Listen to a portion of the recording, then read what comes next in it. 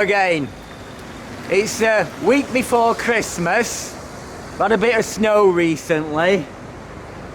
I did think about going on another wild camp, but there's so many things happening at home in preparation for Christmas. I thought it was perhaps a good idea not to go missing for 2 days, if you know what I mean. But I fancied doing something, so I thought I'd do a quick underground explore.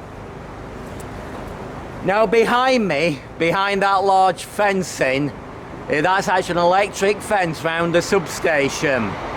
Now I know these substations very well. I spent 40 years maintaining the switchgear and transformers in these substations. They're extra high voltage, 33,000 volts. And over that period, many times I've leant on this bridge, looking into the River Sheaf, wondering, where did that little outlet there, what was it? Where did it go? So after a bit of research on the internet, I found out it was a tributary of the Sheaf, the River Sheaf, and it's Meersbrook.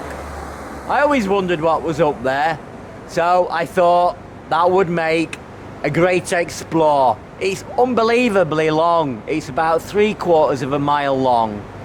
So that's the plan for today, to go and explore that culvert. So I'm just going to have a look in the river, see what the conditions look like.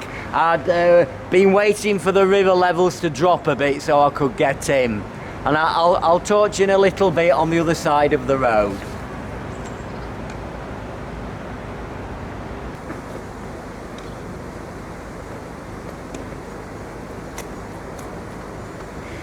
This bridge that we stood on is actually a bridge over the River Sheaf. Now the River Sheaf is one of Sheffield's 5 rivers, but it's also the river that gave Sheffield its name. It's also the ancient boundary point between the kingdoms of Mercia and Northumbria. Now, when I spoke to you earlier, we were in Mercia, the southern side. I've now come across to Northumbria. This is the side I can get down into the river. So, nobody about. I'm just going to hop over here and I'll talk to you in the river.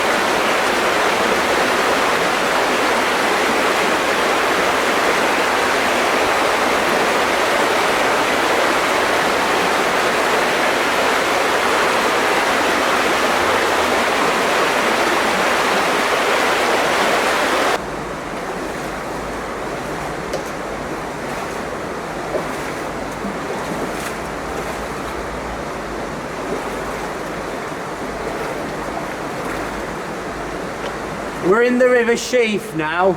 Behind me you can see the Meersbrook outlet. So I'll tell you what I know about Meersbrook.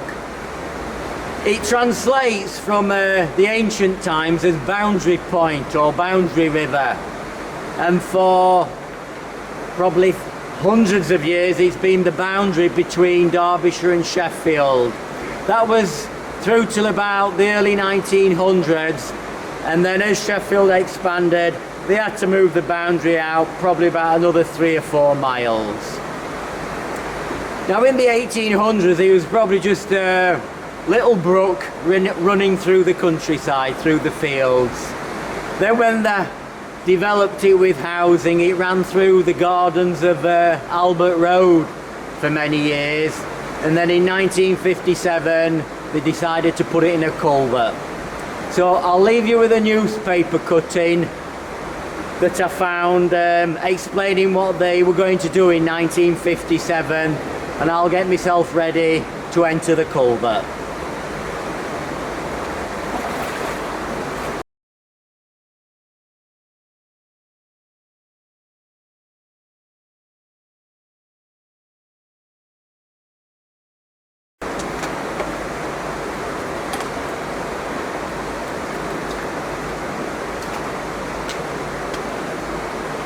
Right, off we go then.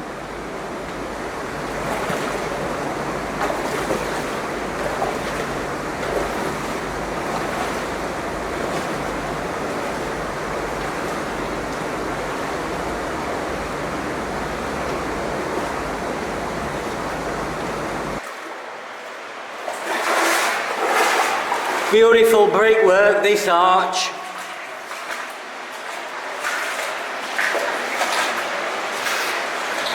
Now, like I've done with my other exploring videos, it's very difficult to video down here in the dark with LED lighting and torches. So what I'll do, I'm going to combine some light painting and some flash photography, and I'll combine that with the video. The light painting really shows up the beautiful Victorian brickwork. We'll just head down here a little bit.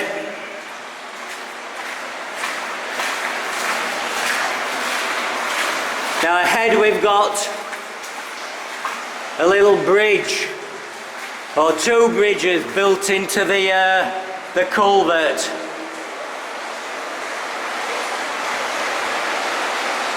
Like I say, light painting will show them up better. Now these are probably really old bridges. I think this was the original Little London Road.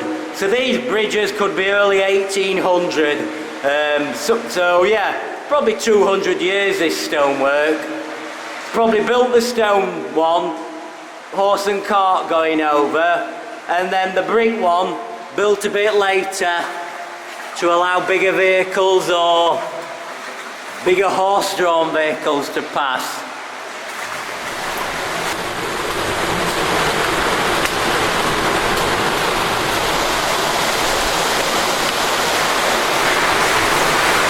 So we've got quite a long straight section here. It's only about 50 metres. We'll head down there.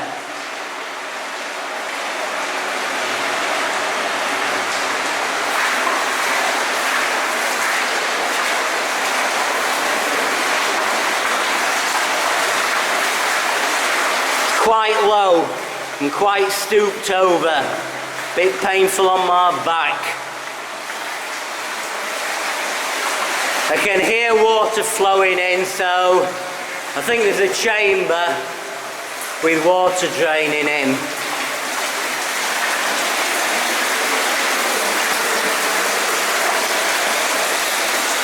I think that water is actually draining from the railway line, because we're probably underneath the railway embankment at this point.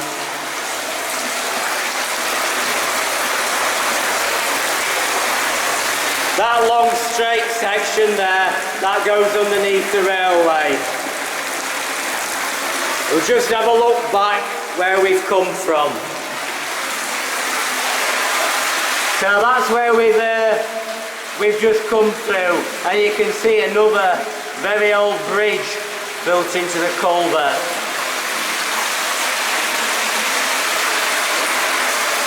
I'll put a few more light painted shots on in a bit.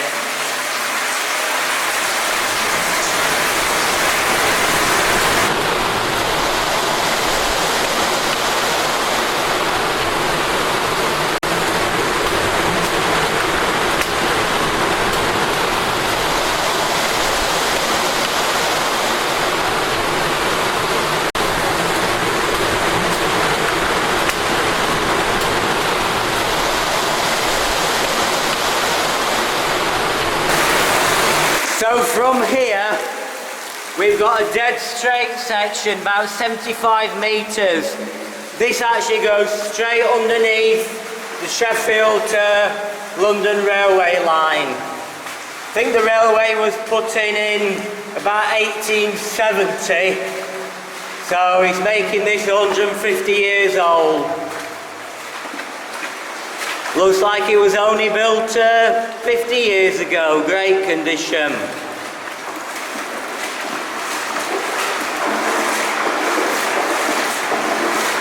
So as we get to the other side of the railway line, we meet this massive concrete chamber. I'm not sure precisely where this is. It's either just under the railway embankment or it's underneath Chesterfield Road. I'm not too sure. But I'll just have a quick word with you before we enter the next section.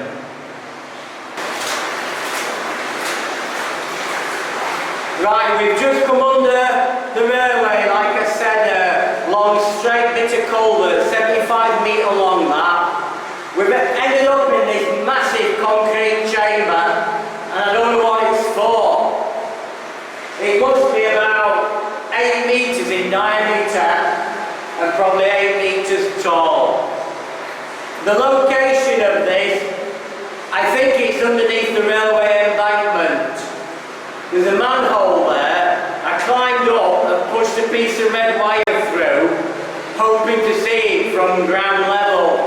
But they are actually widening Chesterfield Road at the moment, so the whole site was fenced off, and I couldn't get on. So probably a later day, I'll go see if I can find out where it is.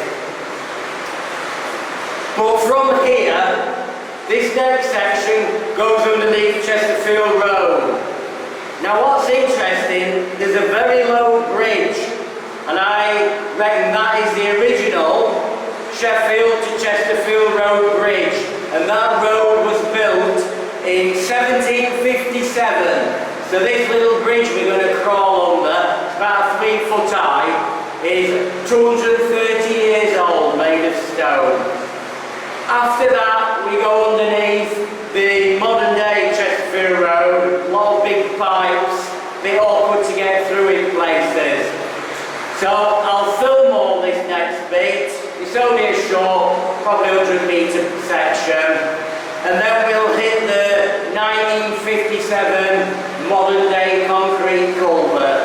So I'll talk to you in a bit.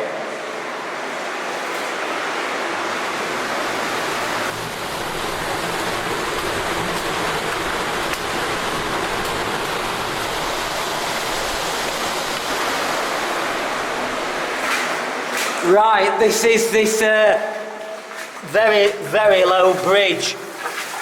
So I reckon that bridge there, 230 years old that, I can just get through.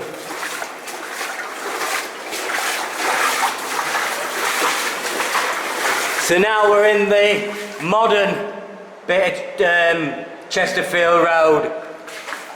And there's all sorts crossing here. Big steel pipes, probably water or gas. These will be in the road.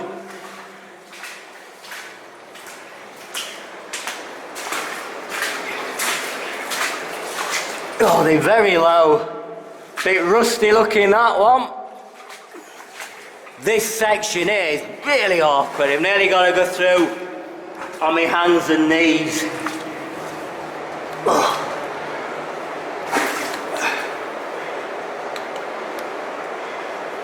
Right, we now enter. I'll put my other torch on. If you can see down there, this is the modern 1957 concrete culvert.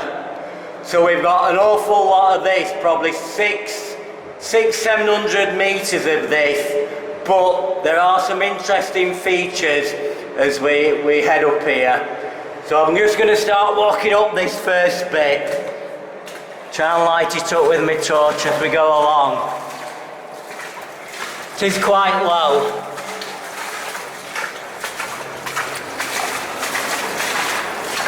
But the construction does vary, I think. It's not concrete all the way.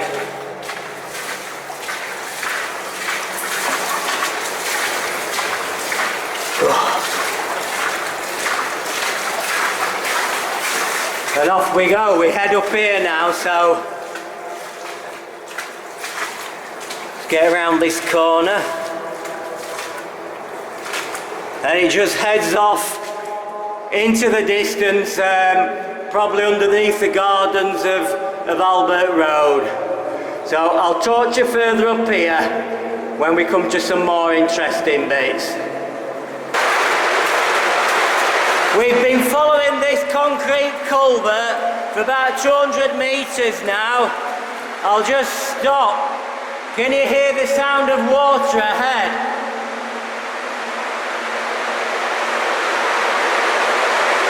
Well, that is actually a staircase.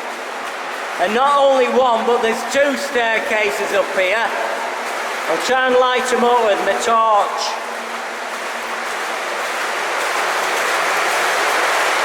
These look really impressive. I assume they're here to control the flow of water down the steep gradient.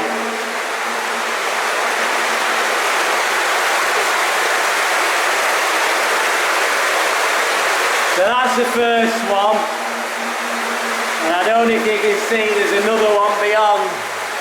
I'll set the camera up and we'll have a look at them.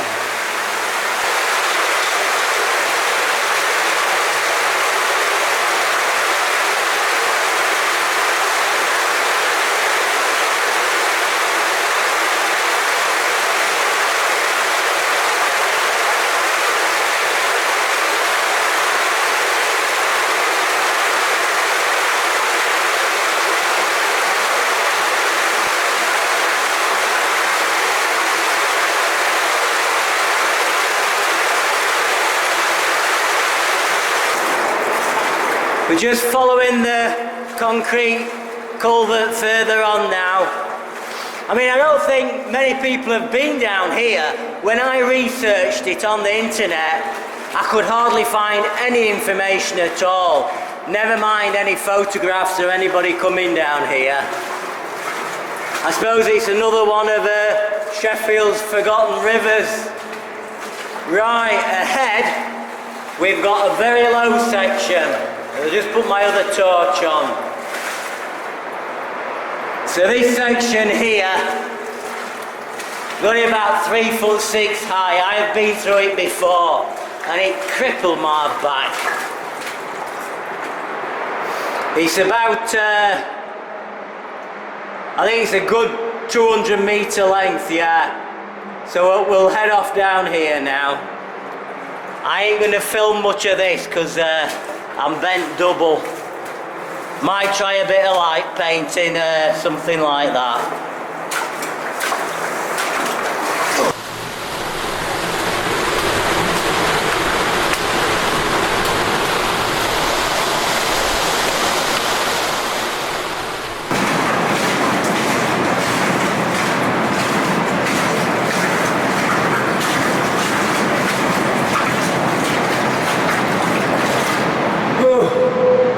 Hard work this section with it being so low.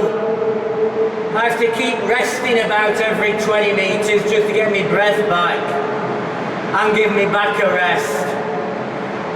I can hear the sound of water coming down a staircase ahead, so we've not got much more of this bit to do.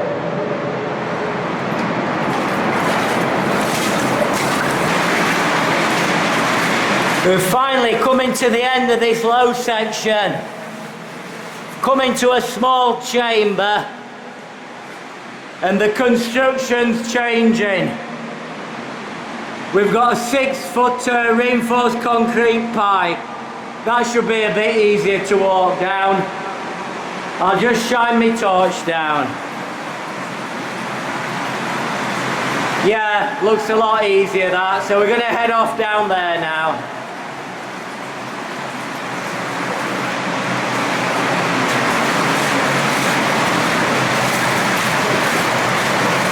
Oh, just the right size. 6 foot in diameter and I'm not banging my head.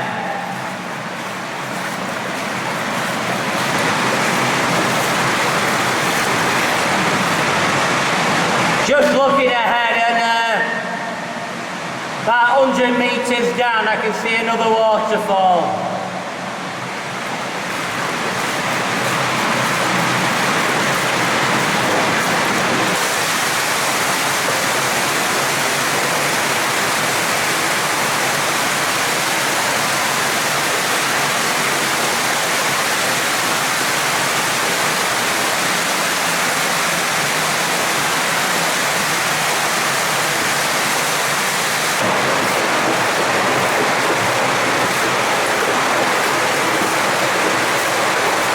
I can hear the sound of the last staircase.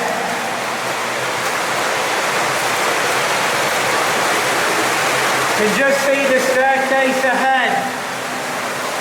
Quite impressive. There's about 8 or 9 steps there.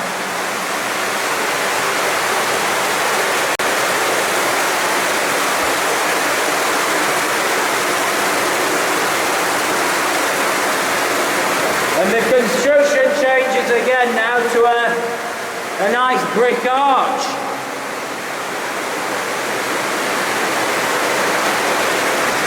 Right, we'll follow this nice brick arch. Looks like it's turning 90 degrees here.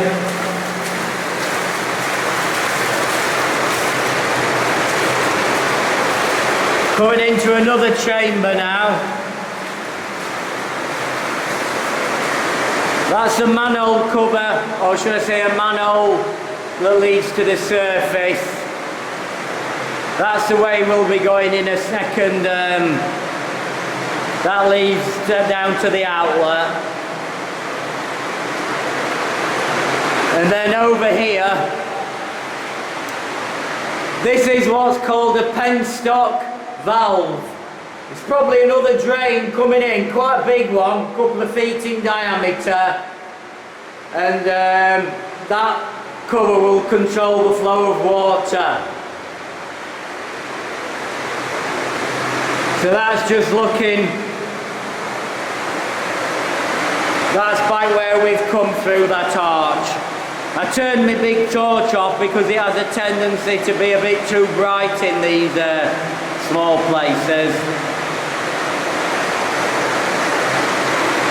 So that's where we're heading. Another 100 metres down there and we should come to the, I suppose you'd call it the inlet.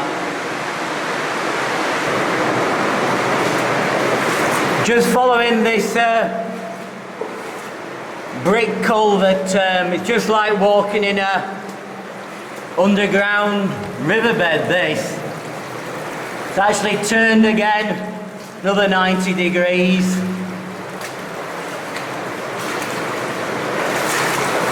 Just got to be careful with me footing in case there's any deep pools or anything like that.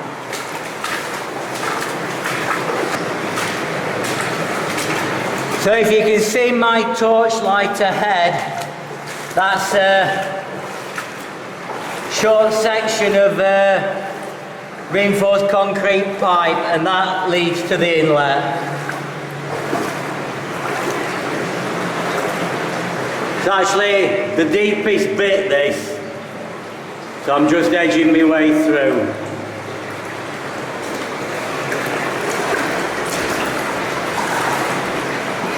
It would be a pity to get wet at this very last bit.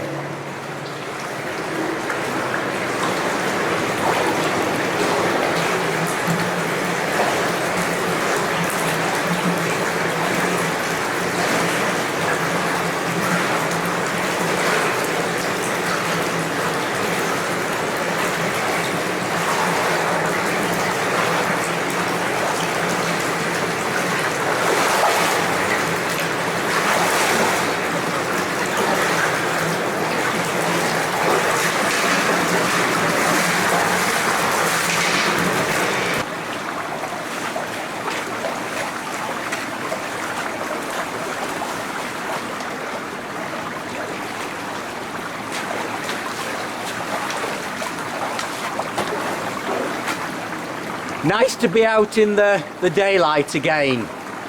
We've actually been underground for about 3/4 of a mile. I reckon we've been under there for about 4 to 5 hours. But weren't those staircases fantastic? And it was so warm down there. I mean, it's about 0 degrees, about freezing out here.